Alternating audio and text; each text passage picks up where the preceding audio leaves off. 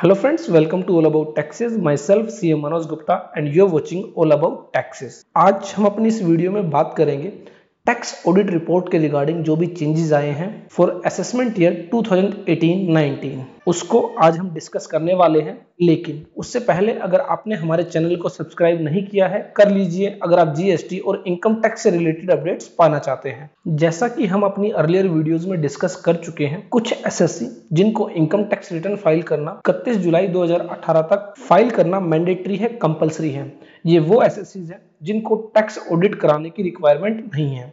लेकिन कुछ एसएससी जिनको टैक्स ऑडिट कराने की रिक्वायरमेंट है उनके लिए इनकम टैक्स रिटर्न फाइल करने की ड्यू डेट 30 सितंबर 2018 है। तो ऐसे में वो एसएससी जिनको टैक्स ऑडिट कराने की रिक्वायरमेंट है 30 सितंबर 2018 तक उनको इनकम टैक्स रिटर्न फाइल करनी है along with tax audit report. ऐसे में जरूरी हो जाता है हमें यह जानना कि टैक्स ऑडिट रिपोर्ट्स में क्या क्या चेंजेस आए हैं। सबसे पहले हम थोड़ा सा ब्रीफ डिस्कशन कर लेते हैं कि किन किन व्यक्तियों को टैक्स ऑडिट कराने की रिक्वायरमेंट है। According to section 44AB, every person carrying on business shall, if his total sales, turnover or gross receipts as the case may be in business exceeds 1 crore rupees in any previous year।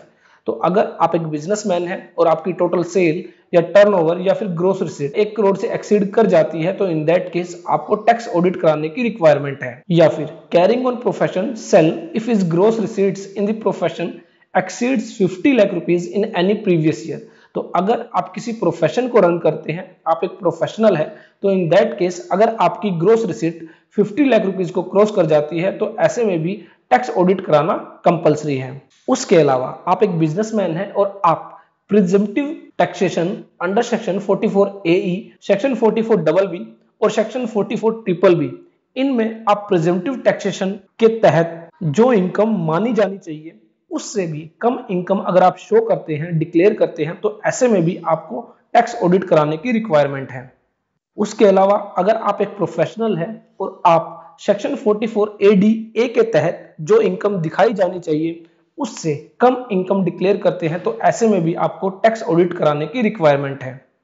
और last में आप business carry करते हैं और आप section 44AD sub section 4 के तहत आते हैं तो ऐसे में भी आपको टैक्स ऑडिट कराने की रिक्वायरमेंट है। Section 44AD sub section 4 basically कहता है कि अगर आप प्रिजम्पटिव टैक्सेशन फॉलो करते हैं अंडर सेक्शन 44AD और किसी भी प्रीवियस ईयर में आप सेक्शन 44AD फॉलो नहीं करते हैं तो उसके नेक्स्ट 5 ईयर तक आप सेक्शन 44AD ऑप्ट नहीं कर सकते हैं।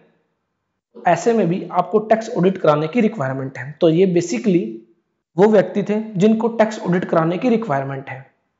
टैक्स ऑडिट कब तक कराना कंपलसरी है, टैक्स ऑडिट कब तक करा लेना चाहिए, यह हम ऑलरेडी डिस्कस कर चुके हैं। अगर कोई भी व्यक्ति सब्जेक्ट टू टैक्स ऑडिट है तो ऐसे में 30 सितंबर 2018 असेसमेंट ईयर 2018-19 के लिए लास्ट डेट है। अब बात करते हैं टैक्स ऑडिट फॉर्म्स की। टैक्स ऑडिट रिपोर्ट्स के लिए कौन कौन से फॉर्म यूज किए जाते हैं। तो सबसे पहले बेसिकली बात आती है फॉर्म 3CA। अगर आप कोई ऐसे एसएससी हैं जिसको इनकम टैक्स के अलावा किसी अन्य लॉ के तहत ऑडिट कराने की रिक्वायरमेंट है तो आपके लिए फॉर्म 3CA फर्निश करना कंपलसरी है। फॉर एग्जांपल अगर आप एक कंपनी है, प्राइवेट लिमिटेड कंपनी है या फिर लिमिटेड कंपनी है जिनको कि कंपनीज एक्ट 2013 के तहत ऑडिट कराने की कंपलसरी रिक्वायरमेंट है तो ऐसे में आपको फॉर्म 3CA फाइल करना होगा। Number 2, form 3CB। Form 3CB उन एसएससीज के लिए है जिनको इनकम टैक्स लॉ के अलावा किसी अन्य लॉ के तहत बुक्स ऑफ अकाउंट्स ऑडिट कराने की रिक्वायरमेंट नहीं है। उनको सिर्फ इनकम टैक्स लॉ के तहत ही बुक्स ऑफ अकाउंट्स ऑडिट कराने की रिक्वायरमेंट है। तो ऐसे एसएससीज के लिए फॉर्म 3CB फाइल करना कंपलसरी है।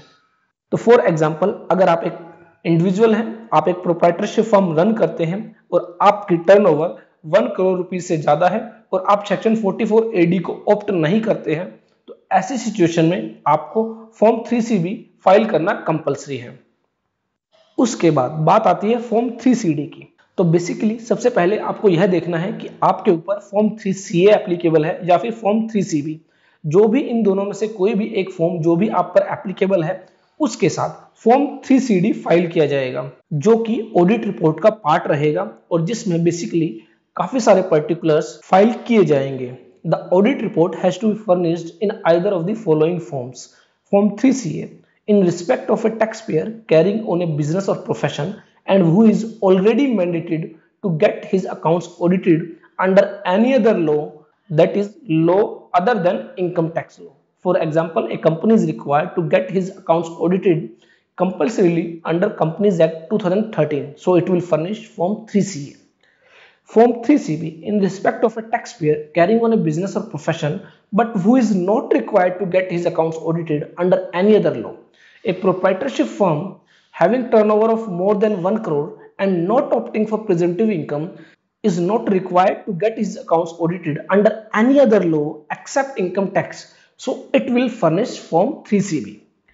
Now, along with either of the forms mentioned above, tax auditor shall also furnish Form 3CD, which forms part of the audit report and contains the prescribed particulars. तो basically आपको यह देखना है कि अगर किसी व्यक्ति को किसी अन्य लॉ के तहत ऑडिट कराने की रिक्वायरमेंट है तो ऐसे व्यक्ति को form 3CA along with form 3CD file करना होगा। लेकिन अगर कोई ऐसा व्यक्ति जिसको किसी अन्य लॉ के तहत ऑडिट कराने की रिक्वायरमेंट नहीं है तो उसको form 3CB along with form 3CD file करना होगा। उसके बाद बात करते हैं नोटिफिकेशन नंबर 33/2018 जिसमें कि टैक्स ऑडिट रिपोर्ट में चेंज किए गए हैं। बेसिकली इस नोटिफिकेशन के तहत फॉर्म 3CA या फिर फॉर्म 3CB में कोई भी चेंज नहीं किया गया है। इसमें बेसिकली फॉर्म 3CD के अंदर चेंजेस किए गए हैं। CBDT wide notification number 33/2018 amends form number 3CD in respect of tax audit under section 44AB.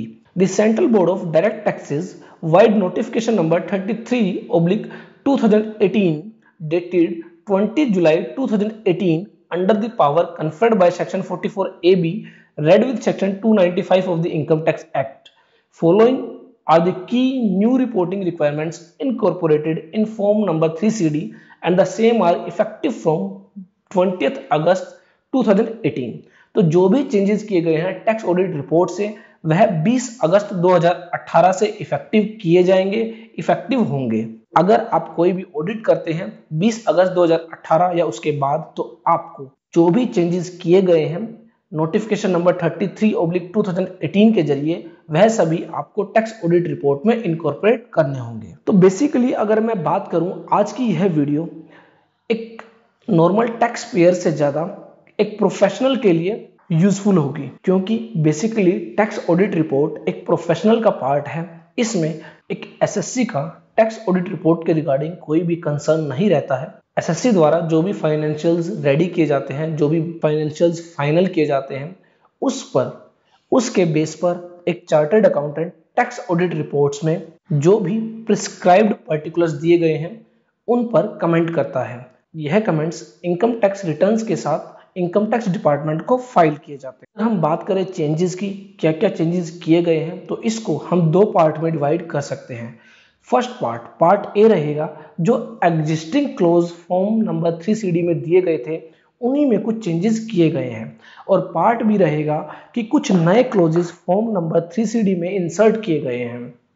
अगर हम बात करें एग्जिस्टिंग क्लोज में क्या क्या चेंजेस किए गए हैं तो सबसे पहले बात आती है serial number 4 of form 3CD।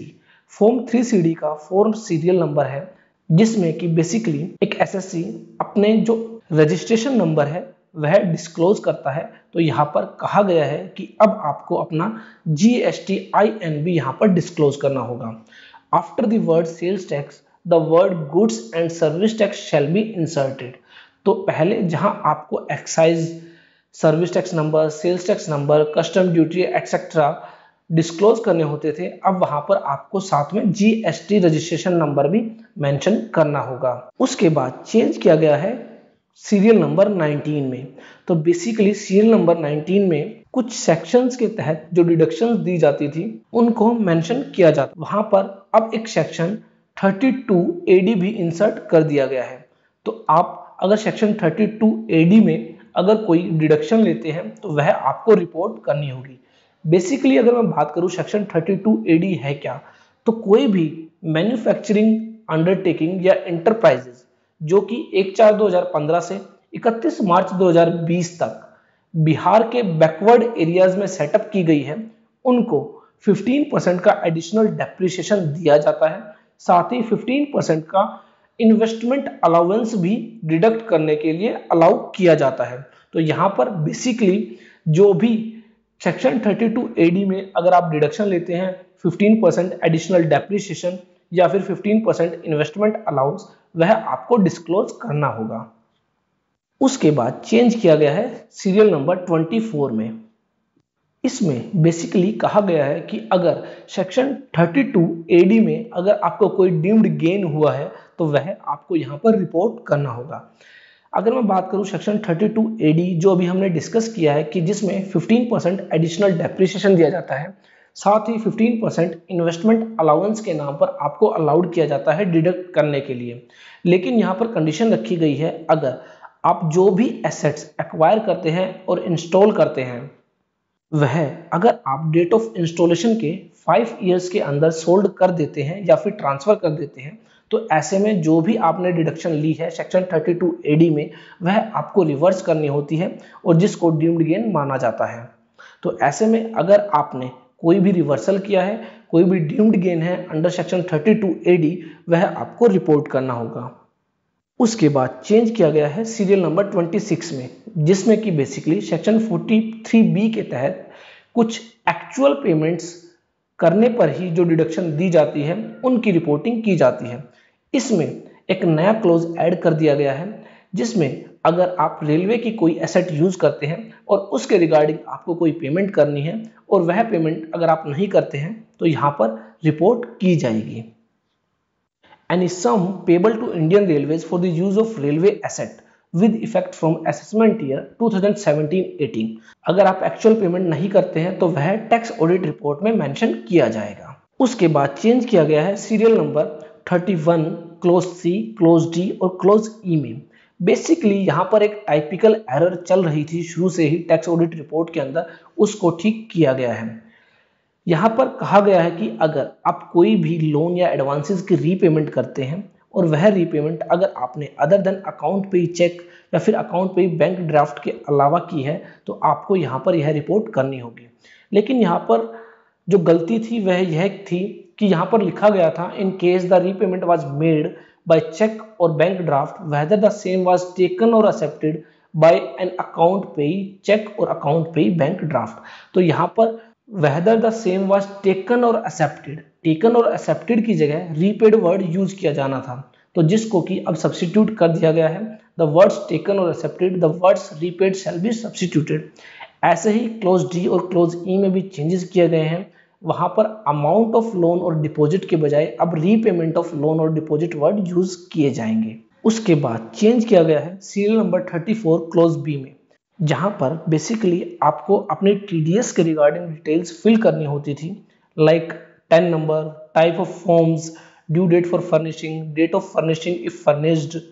तो यहाँ पर बेसिकली आपसे पहले पूछा जाता था whether the statement of tax deducted और collected contains information about all transactions which are required to be reported, कि जो भी ट्रांजेक्शंस की है आपने सभी रिपोर्ट कर दी है या नहीं। तो यहाँ पर आपको एक यस और नो में आंसर देना होता था, लेकिन अभी इसमें कहा गया है कि अगर आपका आंसर नो है तो आपको वो सभी डिटेल्स देनी होंगी जिनके रिगार्डिंग कंप्लायंसेस नहीं किए गए हैं।